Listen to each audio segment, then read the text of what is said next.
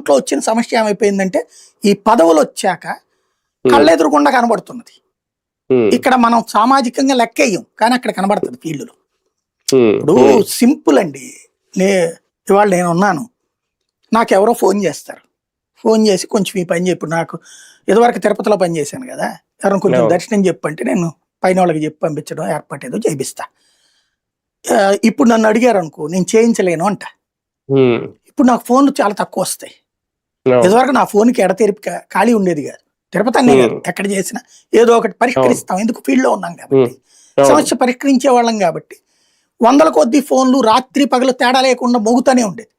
నా phone limited, ఏదో friends కూడా చాలా తక్కువే నాకు. ఇంట్లో నుంచి ఫోను లేకపోతే నీ నుంచి ఫోన్ ఇట్లాగే ఉంటది అంతే. ఎందుకని అంటే నాతో అవసరం ఉన్నటువంటిది నేను చేయలేను. ఇప్పుడేమి వాగుతాను, అంతకు మించి ఏం చేయలేను నేను. కాబట్టి నాతో ప్రయోజనం ఏంటి అక్కడ? అదే ఇప్పుడు పవర్ లో ఉన్నప్పుడు ఆ సమస్య వస్తుంది. ఇప్పుడు ఇదివరకు జనసేనలో ఉన్నప్పుడు మా ఏరియా సమస్యను ఎవడు పట్టించుకోవట్లేదన్నా, మీరు వచ్చి యాజిటేషన్ చేయండి అని అడగాలి. కానీ అప్పుడు అంత స్థాయిలో లేదు జనసేన.